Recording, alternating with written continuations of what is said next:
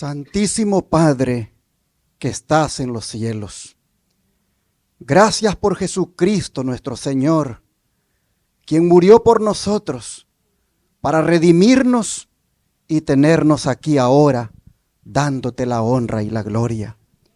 Gracias por el Espíritu Santo que nos ha guiado a esta verdad de tu santo sábado, en la cual perseveramos y en la cual nos gozamos en este día. Al haber, Señor, llegado a este lugar, solo queremos que nos des de tu gracia, de tu amor, de tu perdón, de tu justicia, como también, Señor, de tu alimento que brota de tu palabra. Danos, oh Dios, en esta hora, el privilegio de ser guiados por el Espíritu en el entendimiento de tu palabra y de entender cuán grande y cuán precioso es tu plan de redención. Lo pedimos en el nombre de Jesús. Amén. Hoy vamos a continuar con el estudio de lo que el Espíritu de Profecía llama la profecía compacta del Evangelio, la cual se encuentra en la doctrina bíblica del santuario. Lo vamos a hacer el estudio en la cuarta y última parte del tema titulado La inauguración del santuario. Este tema es el número 19 de la serie. Para ponernos en contexto, quiero invitarles a abrir la Biblia en el libro de Levíticos, capítulo 8, versículos 1 al 6. Levíticos 8, versículos 1 al 6.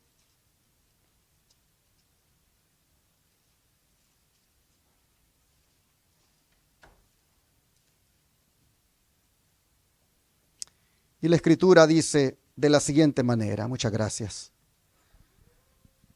Habló Jehová a Moisés diciendo, toma a Aarón y a sus hijos con él y las vestiduras, el aceite de la unción, el becerro de la expiación, los 2 carneros y el canastillo de los panes sin levadura. Y reúne toda la congregación a la puerta del tabernáculo de reunión. E hizo pues Moisés como Jehová le mandó. Y se reunió la congregación a la puerta del tabernáculo de reunión. Y dijo Moisés a la congregación, esto es lo que Jehová ha mandado hacer. Entonces Moisés hizo acercarse a Aarón y a sus hijos. ¿Y los lavó con qué?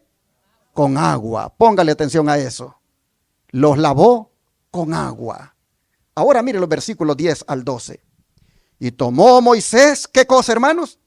El aceite de la unción. Póngale atención a eso también. Tomó Moisés el aceite de la unción y ungió el tabernáculo y todas las cosas que estaban en él y las santificó. Y roció de él sobre el altar 7 veces y ungió el altar y todos sus utensilios y la fuente y su base para santificarlos. Y derramó del aceite de la unción sobre la cabeza de Aarón y lo ungió para santificarlo. Ahora vea los versículos 14 al 15. Luego hizo traer el becerro de la expiación y Aarón y sus hijos pusieron sus manos sobre la cabeza del becerro de la expiación y lo degolló.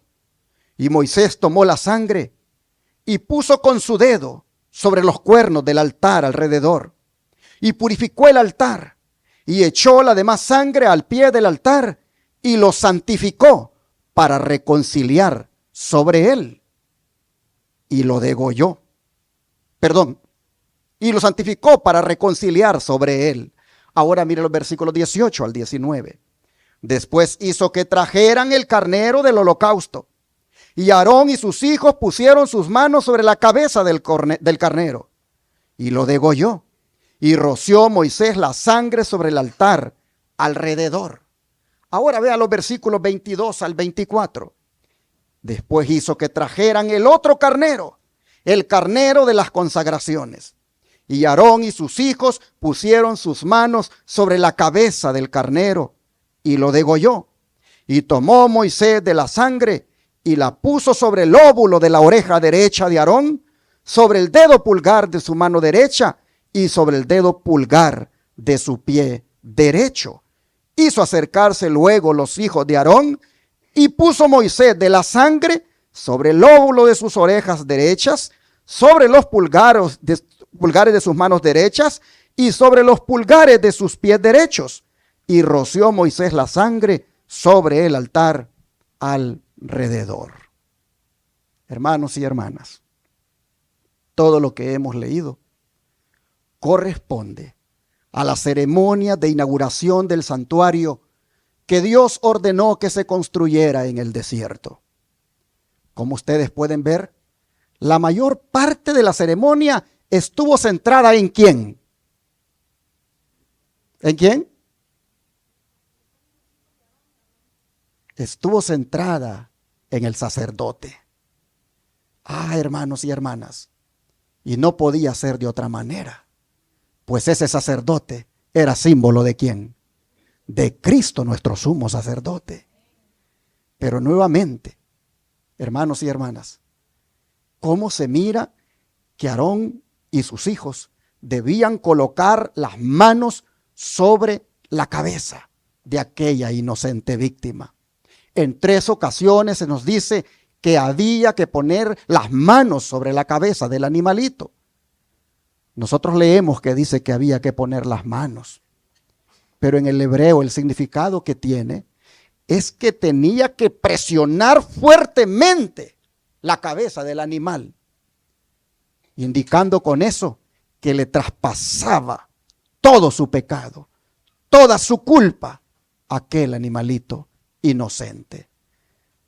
Interesante cuando leemos sobre los elementos que se usaron para inaugurar el santuario aquel día. ¿Fueron qué cosa? Agua, aceite y ¿qué? Y sangre. Como ya vimos en los 3 temas anteriores de este mensaje sobre la inauguración del santuario, el tremendo significado profético y espiritual que había en aquella agua con la que se lavó a Aarón, y el tremendo significado espiritual y profético que había en el aceite. Ambas cosas, hermanos y hermanas, proféticamente hablando, estaban representando el bautismo y el ungimiento que se haría sobre Jesús nuestro Señor. Habiendo visto entonces ese profundo significado del agua y el aceite que se usó en la inauguración del santuario y sobre todo en el sacerdote, vamos a mirar entonces ahora lo que es la sangre, que es el elemento que ha estado haciendo falta de esta serie de estudios, que ya van 4 sobre este tema interesante. Llama la atención que la purificación con sangre fue tanto para el sacerdote como para el santuario. Y esta purificación debía ser completa. Pues miren ustedes cuántos días debía durar dicha purificación. Vamos al libro de Éxodo, capítulo 29, versículo 35 al 37. Éxodo 29, versículo 35 al 37. Y la escritura dice: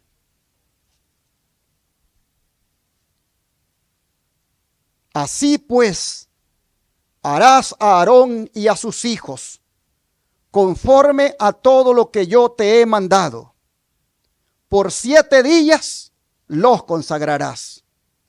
Cada día ofrecerás el becerro del sacrificio por el pecado, para las expiaciones, y purificarás el altar cuando hagas expiación por él, y lo ungirás para santificarlo. Por 7 días harás expiación por el altar y lo santificarás, y será un altar santísimo.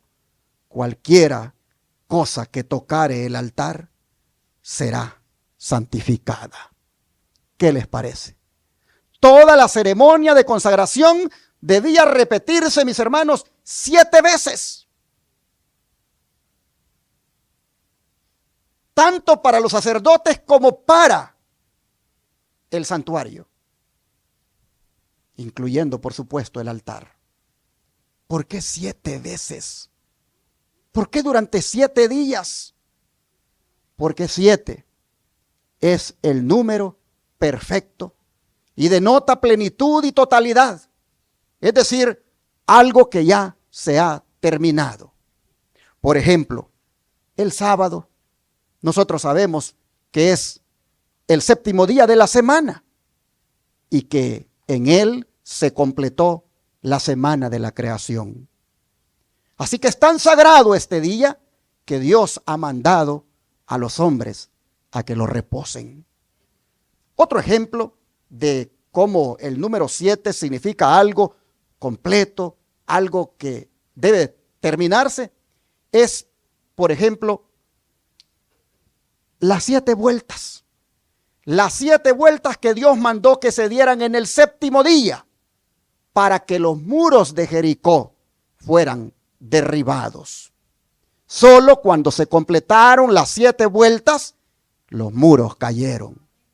Ah, mis hermanos, pero qué decir de las 7 zambullidas que el profeta Eliseo le ordenó a Naamán que diera en el río Jordán.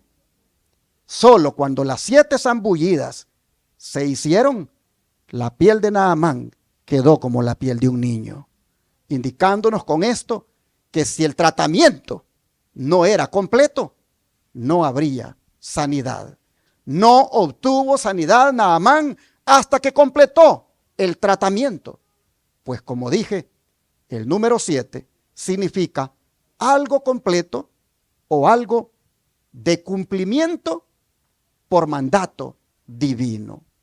Así también, hermanos y hermanas, fue con los sacerdotes.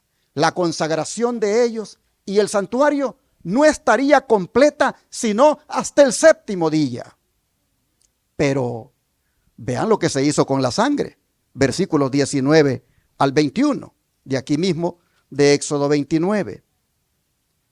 Dice, tomarás luego el otro carnero, y Aarón y sus hijos pondrán sus manos sobre la cabeza del carnero, y matarás el carnero, y tomarás de su sangre, y la pondrás sobre el lóbulo de la oreja derecha de Aarón, sobre el lóbulo de la oreja de sus hijos, sobre el dedo pulgar de las manos derechas de ellos, y sobre el dedo pulgar de los pies derechos de ellos.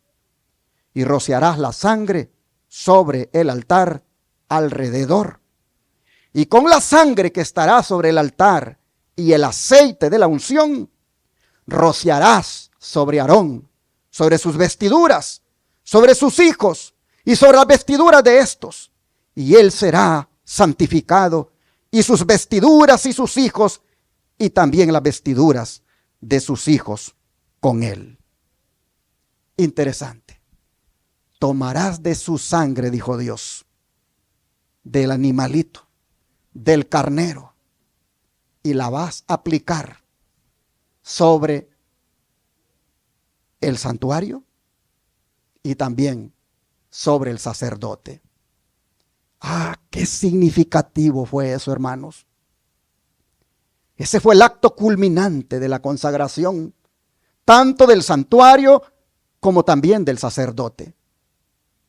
El acto de aplicarle sangre en la oreja, en la mano y en el pie al sacerdote Aarón y sus hijos no era otra cosa sino una señal de que las vidas de ellos debían estar totalmente dedicadas al servicio de Dios. En forma simbólica, la sangre aplicada en la oreja derecha santificaba ese órgano para que oyera la palabra del Señor. Y así también, la sangre puesta en la mano derecha santificaba las manos del sacerdote para realizar su obra de mediador. Como también la sangre puesta en el pie derecho significaba su caminar por la vida como un ejemplo para otros. Dicho de otra manera, la sangre de la vida consagrada, de aquel sacrificio que el sacerdote ofrecía, le era devuelta con el propósito de que asimismo su vida pudiera estar consagrada al servicio del Señor. Pero qué interesante, hermanos y hermanas, la mezcla de sangre y aceite con la cual fueron rociados el santuario y el sacerdote mismo. Esa mezcla de sangre y aceite son un símbolo de la justificación de la sangre expiatoria de Cristo, como también de la gracia del Espíritu Santo. Mis hermanos, ambas cosas se requieren. Se requiere ser limpiado por la sangre de Jesús, pero también se requiere ser santificado por el Espíritu Santo. El don de profecía, mire usted cómo se refiere a esto. Después de la dedicación del tabernáculo, fueron consagrados los sacerdotes para su oficio sagrado. Estos servicios requirieron 7 días y en cada uno de ellos se celebraron importantes ceremonias. Patriarcas y Profetas, página 327. Luego sigue diciendo, el Señor había conferido el sacerdocio a la familia de Aarón y lo había honrado con la santa consagración de sumo sacerdote. Dios quería que estos grandes caudillos de su pueblo representaran ¿a quién, hermanos? A Cristo. Aarón llevaba el nombre de Israel en su pecho. Comunicaba al pueblo la voluntad de Dios. Entraba al lugar santísimo el día de la expiación, no sin sangre, como mediador en pro de todo Israel. De esa obra pasaba a bendecir a la congregación, como Cristo vendrá a bendecir a su pueblo que le espera cuando termine la obra expiatoria que está haciendo en su favor. Así que, hermanos y hermanas, una vez más vemos que los sacerdotes representaban a Cristo y lo que se hizo con ellos tenía como objetivo simbolizar lo que Cristo haría como nuestro sumo sacerdote. Pero ¿se requirió de Cristo lo mismo que se hizo con el sacerdote Aarón antes de que subiera al santuario celestial a ministrar como sumo sacerdote? Porque llama la atención que todo esto que se está haciendo sobre Aarón y sobre sus hijos es antes de que ministren en el santuario que se ha construido. Ellos no pueden entrar a ministrar en favor del pueblo sin antes pasar por toda esta ceremonia de ser lavados, de ser ungidos y de ser también rociados con sangre. Solo cuando ellos pasaron por esa ceremonia estuvieron listos para entrar a ministrar en favor del pueblo. Si este sacerdocio terrenal era símbolo de Cristo, surge la pregunta: ¿se requirió de Cristo que hiciera lo mismo como el sacerdote Aarón? Es decir, antes que subiera al santuario celestial donde está ministrando por nosotros, ¿se requirió que también él hiciera lo mismo? Es decir, que él también ofreciera un sacrificio. Claro que sí. En el patio del santuario celestial, es decir, en esta tierra, Cristo ofreció no un animal inocente, sino que se ofreció él mismo por ti y por mí. Oh, mis hermanos, Cristo fue la víctima en sacrificio. Él mismo se ofreció como víctima en sacrificio. Vean cómo lo dice el libro de Hebreos capítulo 7, versículo 26 y 27. Hebreos capítulo 7, versículo 26 y 27.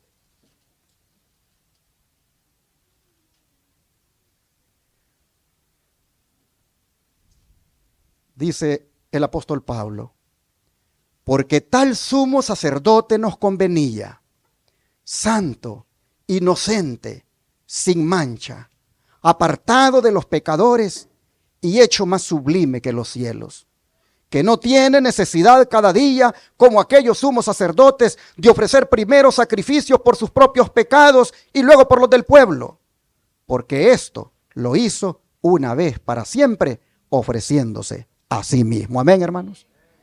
Miren ustedes, llama la atención la frase que dice: esto lo hizo una vez para siempre. La pregunta es: ¿ofreció Cristo una ofrenda por sus propios pecados, como lo hacía el sumo sacerdote, y después por los del pueblo? No, no, hermanos, porque él no tenía pecados propios. Los únicos pecados que él tenía fueron los que él llevó por nosotros. Recuerden que Pablo dice que él fue hecho pecado por nosotros. Pero cuando se ofreció a sí mismo una vez, él pagó por todos los pecados que llevaba sobre sí. Esos pecados que eran nuestros pecados, los llevó en su cuerpo en el madero. Eran suyos únicamente en el sentido de que tomó sobre sí la responsabilidad por ellos. Los llevó allí como nuestro sustituto y garante.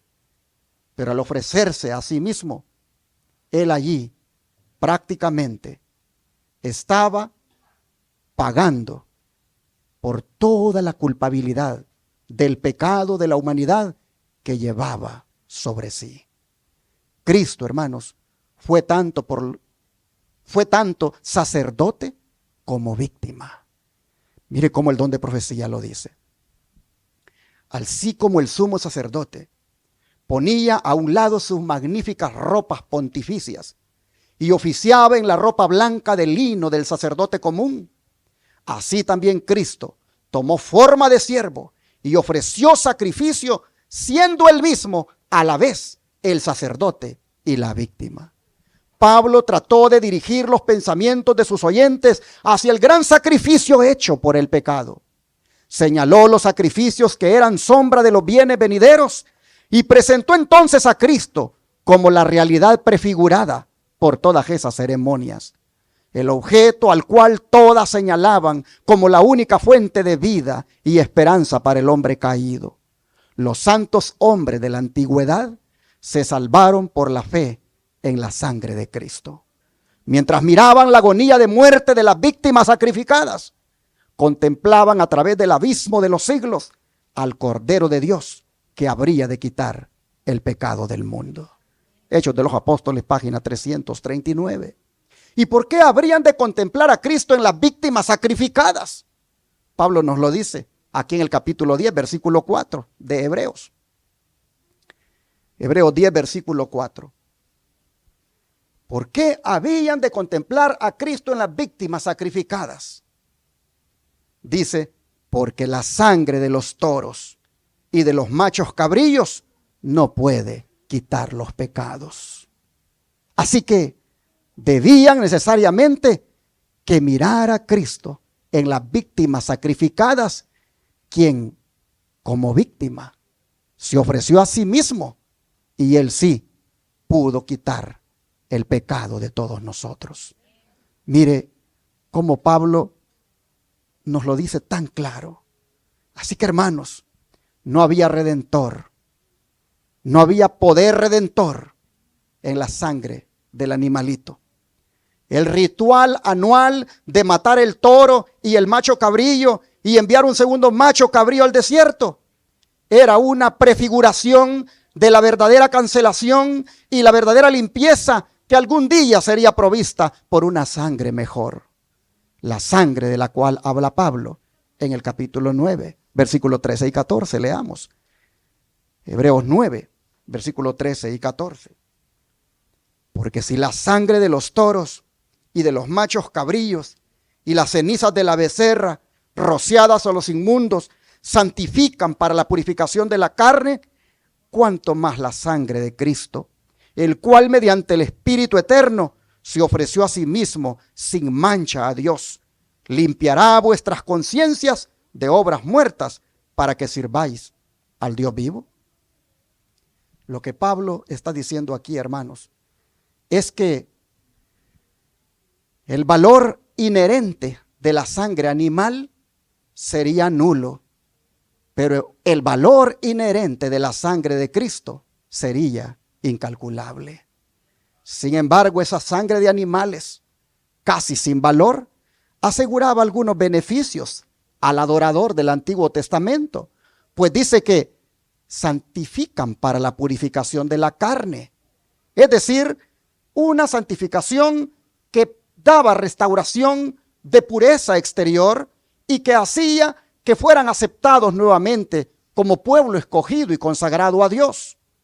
Pero interesante, mientras los animales sacrificados del Antiguo Testamento eran víctimas indefensas que las tenían que agarrar, este Cordero de Dios, dice Pablo, que es Cristo, se ofreció a sí mismo sin ninguna mancha. Él no tuvo que ser atrapado para ser muerto. Él se ofreció voluntariamente. Él no tuvo que ser atrapado en una muerte trágica. Él se dio a sí mismo voluntariamente, sabiendo que en todo momento Él tenía poder para rechazar la cruz. Él de todas maneras fue hasta la cruz porque lo miraba a usted y a mí que necesitábamos de salvación. Así, hermanos y hermanas, la sangre de Jesús se combina con el mérito de su acto voluntario. La bendición superior que nos ofrece la sangre de Jesús, hermanos y hermanas, es mucho más profunda que una limpieza ritual como la que recibía el adorador allá en el Antiguo Testamento.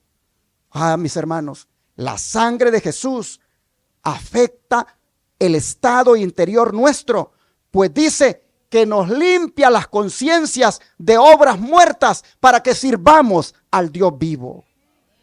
La limpieza de conciencia que habla aquí, hermanos, es esa conciencia perfecta. Una conciencia limpia de pecado y de culpa. Solo la sangre de Cristo puede hacer eso. La impotencia de la sangre animal está aquí contrastada o contrapesada con la eficacia de la sangre de Cristo. En la sangre de Jesús, dice Pablo, hay adecuada limpieza para todos. Pero tampoco es una limpieza automática. No nos vayamos a equivocar. Es una limpieza que solo se hace efectiva cuando lo hacemos con la fe en esa sangre. La sangre tiene poder para limpiar, pero no es limpieza automática. Se requiere del creyente que tenga fe en esa sangre. Y cuando hay fe en esa sangre purifica. Esa sangre limpia, esa sangre trae conciencia de liberación de pecado, trae liberación de culpa, trae una conciencia que queda en paz con Dios. Así, hermanos y hermanas, noten ustedes, la conciencia que ha de ser limpiada es la conciencia moral.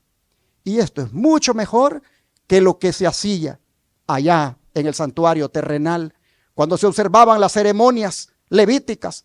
La conciencia del adorador seguía presa, con algún sentido de culpa y de impureza, indicándole que tenía que tener la mirada en aquel que sí le iba a producir una perfecta paz, porque le iba a limpiar en definitiva. Por eso es que ellos repetían el sacrificio y cada año se limpiaban. Jesús dijo, una sola vez me ofrecí. No necesito ofrecerme todos los días. Una sola vez me ofrecí para que aquellos que tengan fe y confianza en mi sacrificio puedan ser salvos. Hermanos y hermanas, un anciano de 84 años, cuando se bautizó, dijo estas palabras: por primera vez en mi vida me siento limpio en mi interior. Sí, hermanos, porque había comprendido que la sangre de Jesucristo limpia de todo pecado. Oh, hermanos y hermanas, solo el Espíritu Santo puede eliminar todo sentido de culpa, de pecado, pero debe haber fe en el mérito expiatorio de la sangre de Cristo, y en respuesta a la fe en esa sangre, el creyente es liberado y ahora puede adorar a Dios en espíritu y en verdad. Miren cómo el don profético lo destaca. Cristo era el Cordero que fue muerto desde la fundación del mundo. Para muchos ha sido un misterio. ¿Por qué se necesitaban tantas ofrendas ceremoniales en la dispensación antigua? ¿Por qué tantas víctimas cruentas eran llevadas al altar? Pero la gran verdad que debería haberse mantenido ante los hombres y haberse impreso en la mente y el corazón era esta: que sin derramamiento de sangre no se hace remisión. Es decir, no hay perdón. En cada víctima cruenta estaba simbolizado el Cordero de Dios que quita el pecado del mundo. Cristo mismo fue el originador del sistema judío de culto, en el cual se anticipaban las cosas espirituales y celestiales por medio de los símbolos y sombras. Muchos olvidaron el verdadero significado de esas ofrendas y se perdió para ellos la gran verdad de que solo mediante Cristo hay perdón de pecados.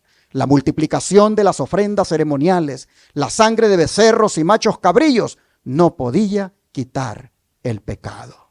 Signs of the Times 1 de 1893. Así, hermanos, nosotros vemos que Jesús sí ofreció un sacrificio. Él fue sacerdote y víctima al mismo tiempo. Y fue al santuario celestial solo cuando hubo cumplido lo mismo que tenía que haber cumplido Aarón, con la diferencia que Aarón no fue sacerdote y víctima al mismo tiempo, solo fue sacerdote y requirió de víctimas inocentes. Cristo es superior a Aarón porque fue sacerdote y víctima al mismo tiempo. El don de profecía sigue diciendo: en cada sacrificio estaba implícita una lección e impresa en cada ceremonia, solemnemente predicada por el sacerdote en su santo ministerio e inculcada por Dios, que solo por medio de la sangre de Cristo hay perdón de los pecados. Nosotros, cuán poco sentimos en conjunto la fuerza de esta gran verdad. Cuán raras veces, mediante una fe viviente y real, hacemos que penetre en nuestra vida esta gran verdad, que hay perdón para el pecado más pequeño y perdón para el pecado más grande. Decimos amén, hermanos. Hay perdón para su pecado, hermanos, si es pequeño, pero hay perdón también para su pecado si es grande. La sangre de Jesucristo, su Hijo, nos limpia de todo pecado, sea pequeño o sea grande. A veces no valoramos estas cosas y cuando las oímos ni amén decimos, como que si fuera historia muerta. Esta es historia viva, mis hermanos. Esto es algo que da esperanza. Rivón Herald 21:9, 1886 lo ha dicho. Pero volviendo al contraste entre los sacrificios de animales y el de Cristo, vea lo que dice el apóstol Pablo en Hebreos 10, 5 al 12. Hebreos 10, 5 al 12. Por lo cual, entrando en el mundo, dice: sacrificio y ofrenda no quisiste, mas me preparaste cuerpo. Holocaustos y expiaciones por el pecado no te agradaron. Entonces dije: he aquí que vengo, oh Dios, para hacer tu voluntad, como en el rollo del libro está escrito de mí. Diciendo primero: sacrificio y ofrenda y holocaustos y expiaciones por el pecado no quisiste, ni te agradaron, las cuales cosas se ofrecen según la ley. Y diciendo luego: he aquí que vengo, oh Dios, para hacer tu voluntad. Quítalo primero para establecer esto último. En esa voluntad somos santificados mediante la ofrenda del cuerpo de Cristo hecha una vez para siempre. Y ciertamente todo sacerdote está día tras día ministrando y ofreciendo muchas veces los mismos sacrificios que nunca pueden quitar los pecados. Pero Cristo, habiendo ofrecido una vez para siempre un solo sacrificio por los pecados, se ha sentado a la diestra de Dios.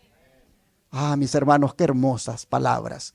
La afirmación de que Dios no quería sacrificio y ofrenda, sin duda se refiere a la presentación de aquellos sacrificios solo para cumplir un requisito ritual, sin una verdadera consagración del corazón.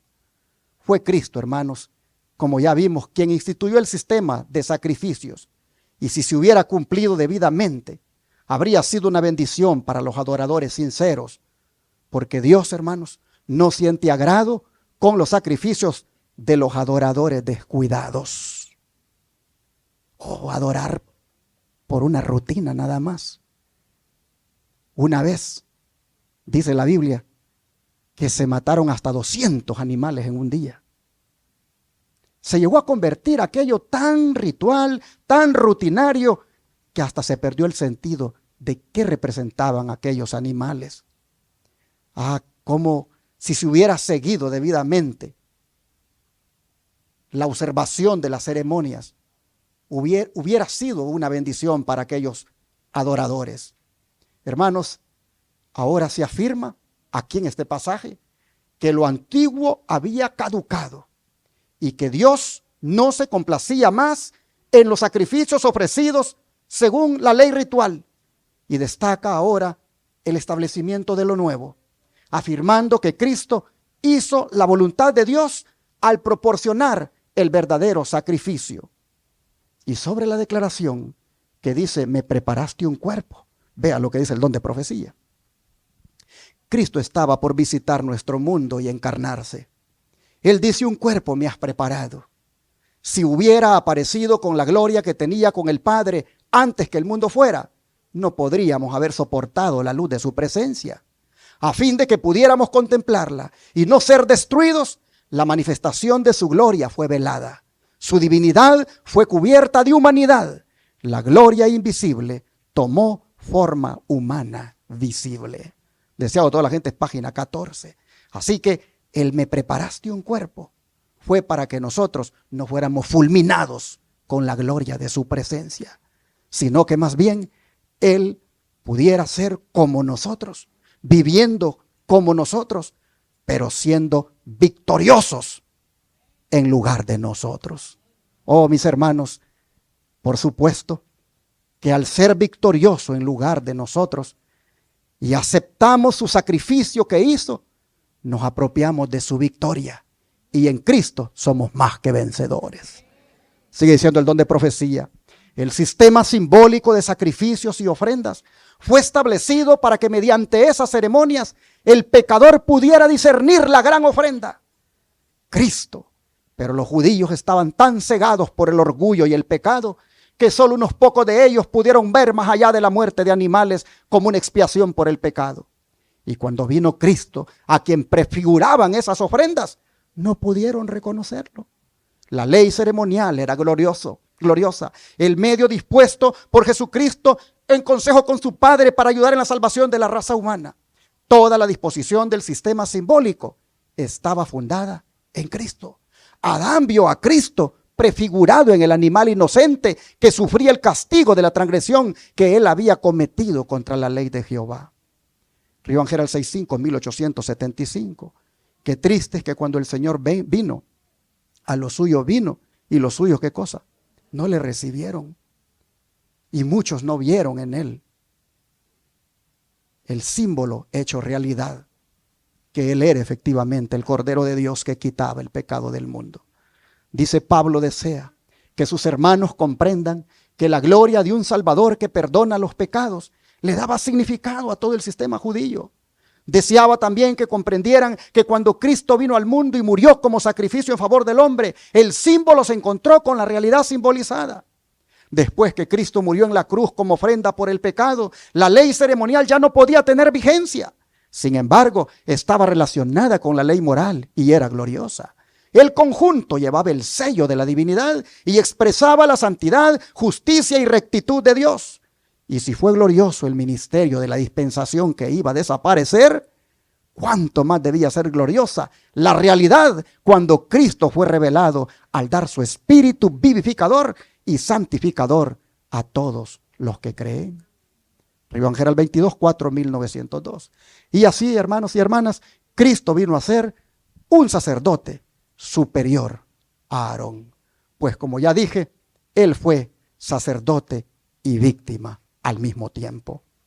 Y así como Aarón estuvo listo para ministrar el santuario terrenal, después de haber ofrecido por él y por el pueblo el sacrificio de la víctima inocente, así también Cristo, hermanos, después de haberse ofrecido aquí en la tierra como víctima, entonces estuvo listo para entrar en el santuario celestial como nuestro sumo sacerdote y ministrar a favor de nosotros. Mire cómo lo dice Pablo aquí en Hebreos 9, versículo 24 al 26. Porque no entró Cristo en el santuario hecho de mano, figura del verdadero, sino en el cielo mismo para presentarse ahora por nosotros ante Dios. Y no para ofrecerse muchas veces como entra el sumo sacerdote en el lugar santísimo, sino cada año con sangre ajena. De otra manera le hubiera sido necesario padecer muchas veces desde el principio del mundo. Pero ahora, en la consumación de los siglos, se presentó una vez para siempre por el sacrificio de sí mismo para quitar de en medio, ¿qué cosa, hermanos? El pecado. Quiero llamar su atención a la frase que se presentó en el cielo mismo. Es decir, se presentó en el más amplio y más perfecto tabernáculo no hecho de manos. Interesante que se refiera al santuario como el cielo mismo. Es decir, el santuario celestial se iguala al cielo mismo. Es que ningún edificio terrenal podría representar la grandeza y la gloria que tiene el templo celestial. La morada del Rey de Reyes. El lugar donde millares y millares le sirven y millones de millones están delante de él. El lugar donde los serafines, sus guardianes resplandecientes, hasta se cubren el rostro cuando lo adoran. Y a veces hoy en los templos ni siquiera arrodillarse quieren. Ni siquiera arrodillarse quieren. Si vieran cómo los ángeles adoran a Dios, cubren sus rostros y también se humillan delante de su presencia. Oh, hermanos, deben ser momentos de gran solemnidad cuando venimos a adorar a Dios. Ya lo he dicho y lo voy a contar otra vez. Estaba en el templo hace muchos años, cuando llegó un muchacho con una bolsita aquí en sus manos y se sentó cerca donde yo estaba, y de la bolsa plástica comenzó a sacar su Biblia. Él se había sentado como, no adelante, pero bastante cerca de la delantera, de las primeras bancas. Él vivía en un lugar donde no habían buses para llegar y era de noche el servicio. Y ya eran las 9 de la noche. Y él tenía que caminar 1 hora a pie para llegar a su casa. El muchacho no era adventista, era un muchacho pentecostal. Pero había llegado ese día porque fue invitado a la campaña evangelística que estábamos teniendo. Pero me llamó la atención cuando él miró que ya era noche y no terminaba la predicación y sabía que le quedaba 1 hora para llegar a su cantón, como le decimos en nuestro país. Hermanos, el muchacho agarró la Biblia, la volvió a meter a la bolsa y salió delante de todos nosotros así, caminando para atrás, en retroceso, porque no le quería dar la espalda a la palabra del Señor. Oh, yo dije, qué tremenda lección.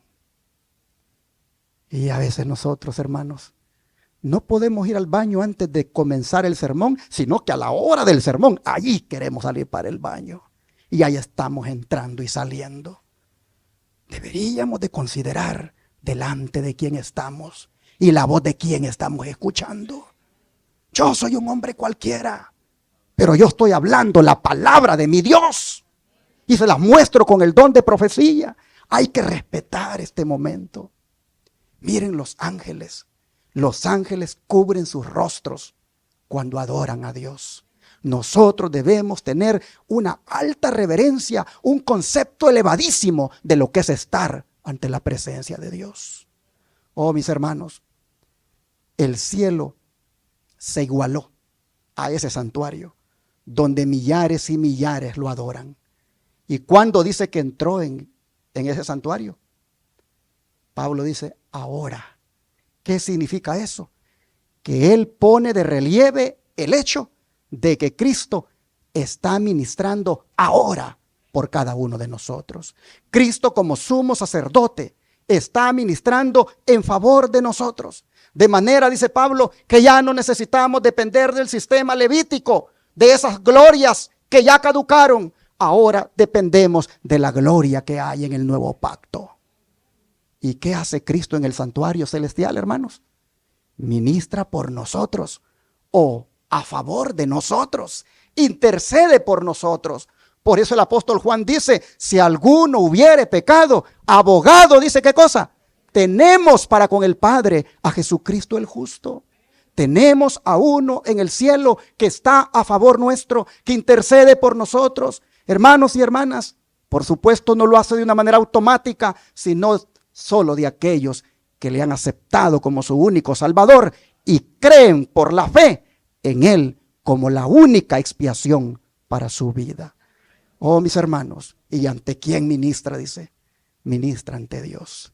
Esto lo hace superior a Aarón, quien cuando ministraba solo podía llegar hasta allí, enfrente del velo del lugar santísimo, y una vez al año podía penetrar, pero solo podía llegar hasta la tapa llamada propiciatorio del arca del pacto. En cambio, Cristo como sumo sacerdote ministra ante Dios. Cristo ha penetrado adentro del velo y está allí ofreciendo ese sacrificio expiatorio por cada uno de nosotros. No lo hace una sola vez al año, sino que lo hace para siempre, hasta cuando Él diga, consumado es. Oh, mis hermanos, esta grande y maravillosa verdad que Pablo nos da, Él la acompaña con las palabras más animadoras que se encuentran aquí en Hebreos 10, versículo 19 al 22. Hebreos 10, 19 al 22. Así que, hermanos, teniendo libertad para entrar en el lugar santísimo, ¿por qué cosa?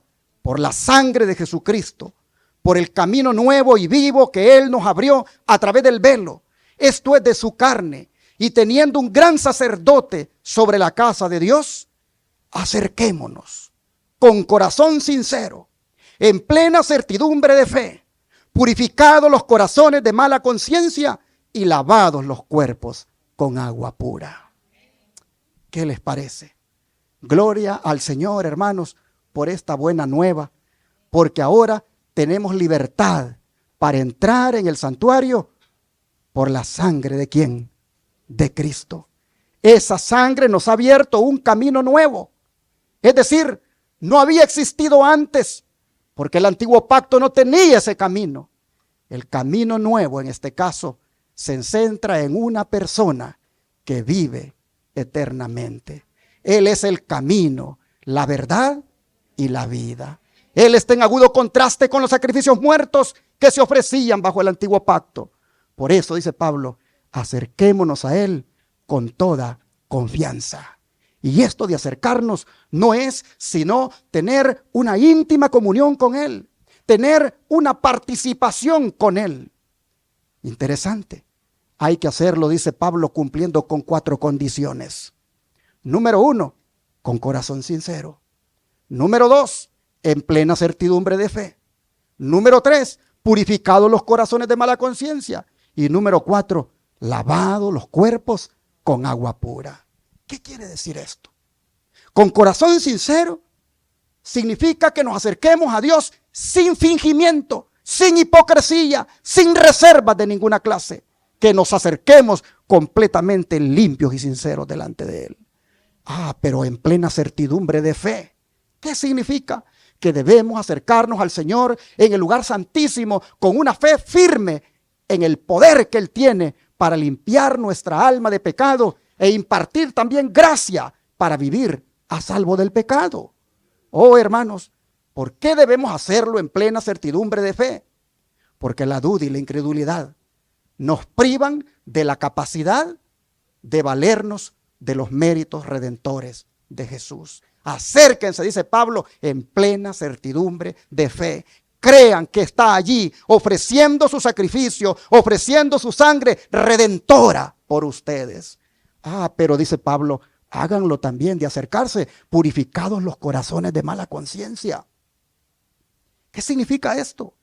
Es decir, hermanos, purificándose, dice, del viejo hombre, de esos deseos carnales que antes teníamos y consagrándonos a una nueva vida. Y así, hermanos, como los sacerdotes fueron rociados con sangre para consagrarlos a un servicio sagrado, nosotros debemos hacerlo simbólicamente en la sangre de nuestro Señor. ¿Acaso no dice la Biblia que nosotros somos ahora real sacerdocio?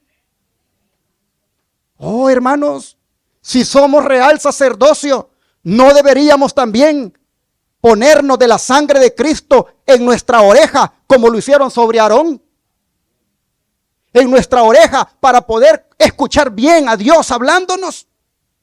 ¿No deberíamos también ponernos de la sangre de Cristo en el pulgar de nuestra mano para que hagamos bien las cosas delante de nuestro Dios? ¿No deberíamos poner simbólicamente de la sangre de Cristo en el pulgar derecho de nuestros pies para no desviarnos nunca del camino de Dios? Si somos real sacerdocio, debemos andar puros y consagrados delante de nuestro Señor. Y la sangre de Cristo puesta sobre la oreja, sobre la mano y sobre el pie es un símbolo que tenemos que estar siempre, hermanos, limpios por la sangre de Jesús. La necesitamos como el sacerdote de antaño. Oh, hermanos, ¿qué significado tiene el que Pablo diga que nos acerquemos a Él lavados los cuerpos con agua pura? ¿Qué significa eso? Significa que el que no ha sido bautizado se debe bautizar. Significa, mis hermanos, que debe una persona, para participar de los privilegios que le siguen a la conversión, bautizarse, lavar su cuerpo con agua pura, con las aguas del bautismo. El agua bautismal, hermanos, es un factor de suma importancia y valioso para la limpieza en general, y es un símbolo adecuado de la eliminación de los pecados de la vida. Así que, tomando en cuenta estas 4 condiciones, acerquémonos al Señor, tengamos comunión con Él y atendamos la otra invitación que Pablo nos da en Hebreos capítulo 4, verso 16. Hebreos 4, verso 16. Acerquémonos pues confiadamente al trono de la gracia para alcanzar misericordia y hallar gracia para el oportuno socorro. Hermano y hermana, ¿has pecado? ¿Has pecado con algún mal pensamiento que le ha dado cabida en tu vida? ¿Has pecado con alguna cosa mala que has mirado y no debiste haber visto? ¿Has pecado haciendo algo que no debiste haber hecho? Sabiendo que tienes un sumo sacerdote que traspasó los cielos y que ministra en favor tuyo, Pablo te dice, acércate a Él para que encuentres en Él oportuno socorro, para que encuentres en Él el perdón de tus pecados, para que encuentres en Él la limpieza de tu mirada lujuriosa, sucia que pueda haber, la limpieza de tu oído que ha oído cosas malas, la limpieza de tu vida. Solo la puedes encontrar en la sangre de Cristo, que se ofrece allí en el trono de la gracia. Acércate confiadamente y vas a hallar oportuno socorro. Oh, mis hermanos, dice el don de profecía, Jesús conoce las necesidades de sus hijos y le gusta escuchar sus oraciones.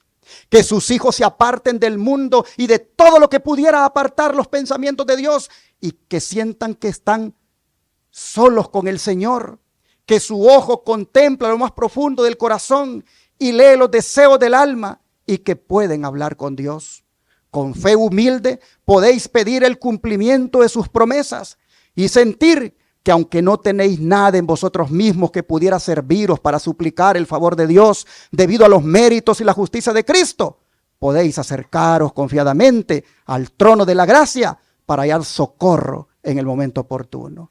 Nada puede fortalecer tanto al alma para resistir las tentaciones de Satanás en el gran conflicto de la vida como buscar a Dios en humildad y presentar delante de Él vuestra alma en toda su indigencia, a la espera de que Él será vuestro ayudador y defensor.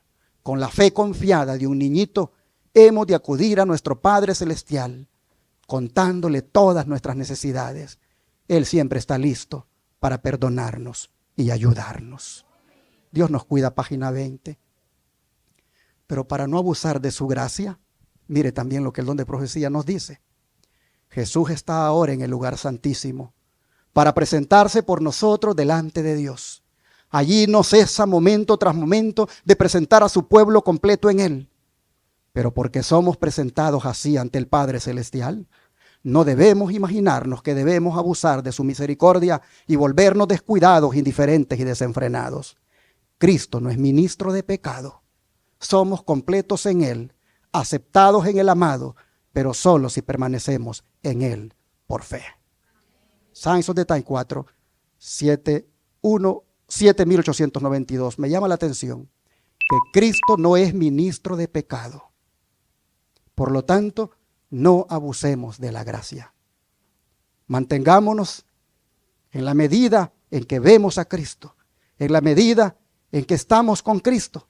Mantengámonos, hermanos, odiando el pecado, rechazando el pecado, no transigiendo con él, no jugando con él, no acariciándolo, porque Cristo tampoco es ministro de pecado. Él ministra allá por aquellos que se arrepienten de sus pecados, los confiesan y se apartan. Así que hay que permanecer, hermanos, en el Señor, con nuestros ojos puestos en Él, pues Él es el autor y consumador ¿de qué? De nuestra fe. Y así, de esta manera, este día, hemos extraído una lección más de la inauguración del santuario en el desierto, con lo que Cristo hizo antes de entrar en el santuario celestial. La sangre derramada por Él inocentemente es ofrecida por todo aquel que desee ser libre de la esclavitud. Así lo dijo el apóstol Pedro. Miren ustedes, Primera de Pedro, capítulo 1, versículos 18 y 19. Primera de Pedro, capítulo 1, versículo 18 y 19. Sabiendo que fuisteis rescatados de vuestra vana manera de vivir, la cual recibisteis de vuestros padres, no con cosas corruptibles como oro o plata, sino con la sangre preciosa de Cristo, como de un cordero sin mancha y sin contaminación. Aquí, hermanos y hermanas, el Señor dice que nos rescató de nuestra vana manera de vivir.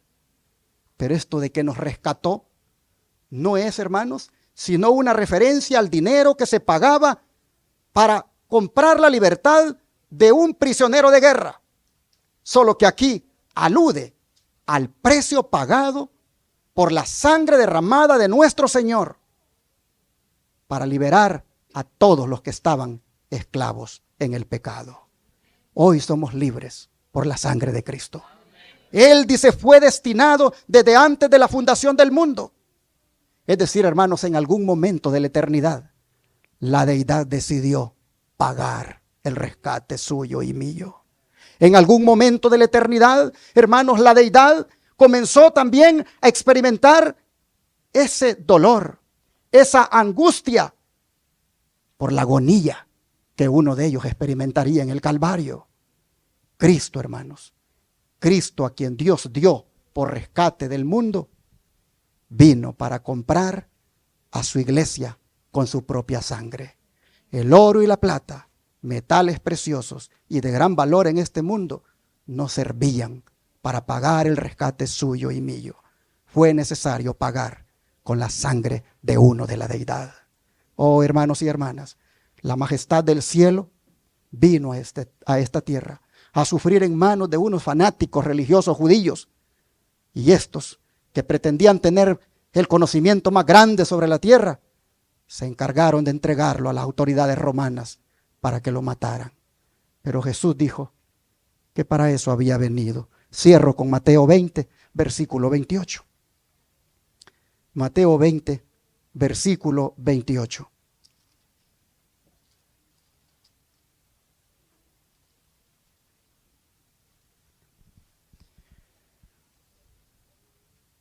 Como el Hijo del Hombre no vino para ser servido, sino para servir y para dar su vida en rescate por muchos.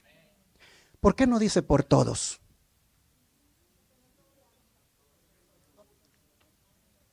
Miren ustedes, para dar su vida en rescate por muchos, no por todos, sino por aquellos que crean en ese rescate, en esa sangre expiatoria, por muchos dentro de todos, los que acepten ese sacrificio. Yo vine, dice Jesús, para dar mi vida por ellos. Todo el propósito de la encarnación, hermanos, se puede resumir en dos palabras: servir y dar. Es asombroso pensar que Jesús se humillara a sí mismo tanto en el pesebre como en la cruz. Su grandeza se manifestó en esa humillación y así, de esa manera, rescataba a su iglesia con su sangre. Él dio su vida en rescate por muchos. Su muerte satisfizo todas las justas demandas de Dios contra el pecado. Su sangre fue suficiente para quitar los pecados del mundo, pero es eficaz solo para aquellos que le aceptan como su Señor y Salvador. ¿Cuántos han aceptado a Cristo como su Señor y Salvador? Su sangre les limpia de todo pecado. Su sangre les purifica. Y Cristo, habiendo sido el cumplimiento del sacerdote Aarón, pero en una forma superior, ofreció en la tierra su sacrificio y como sacerdote, hermanos y hermanas, hacía aquel ceremonial para estar ahora allá en el cielo ministrando en el santuario celestial. Que Dios bendiga su palabra y que la sangre de Cristo nos limpie de todo pecado. Antes de orar, yo quisiera referirme un poquito más a las palabras que vamos gozosos al cielo porque Cristo nos compró con su sangre. No puede haber acceso al cielo sin la sangre de Cristo. Y yo quiero decirle a aquellos que no se han bautizado, no esperen más. Aprópiense de la sangre que Cristo derramó por ustedes. Recíbanla en su vida simbólicamente y lávense de sus pecados. Bautícense lavando sus cuerpos con agua pura y de esa manera entreguen su vida al servicio del Señor. Les vuelvo a hacer la invitación. Hagan la decisión de bautizarse. Padres, hablen con sus hijos. Háganles sentir la importancia que tiene esto. No lo dejen al tómalo o déjalo. Otras cosas sí, déjenlo al tómalo o déjalo, como por ejemplo el uso del celular para que se pierda, eso sí. Pero lo que tiene que ver con la salvación, hay que decirle a sus hijos, tómalo, porque esto es lo que Cristo ha hecho por ti. Cristo le ha costado tu vida. Padre, yo quisiera que ustedes agarren a sus hijos, prepárenlos para que se encuentren con su Señor. Había un muchachito que venía a la iglesia. Y los padres decían, es que cuando él lo sienta. Ay, cuando él lo sienta. Un día tuvo un accidente en la calle y murió en la calle.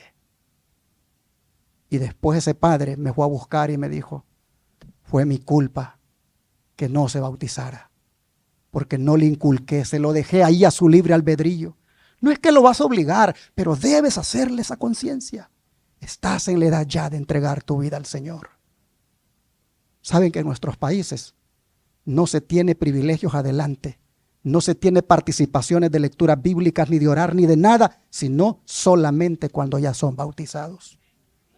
Aquí debería de ser igual, para que los niños valoren la importancia que tiene de ministrar al pueblo de Dios. Ellos deberían bajar a las aguas del bautismo, porque aman a su Señor, y para que también puedan participar de los privilegios de ministrar al pueblo de Dios. Habiendo visto este tema, hermanos, yo quisiera decirles que le pidamos a Jesús nuevamente que nos lave en su sangre. Vamos a arrodillarnos para orar.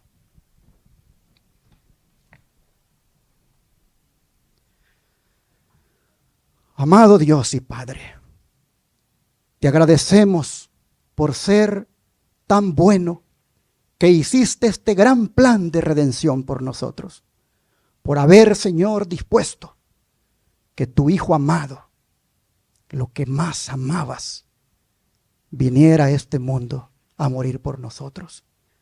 Gracias te damos por el ministerio sacerdotal de Cristo, quien no solamente ha sido la víctima inocente ofreciéndose por nosotros, sino que también ofrece dicho sacrificio en propiciación por nosotros, a favor de nosotros.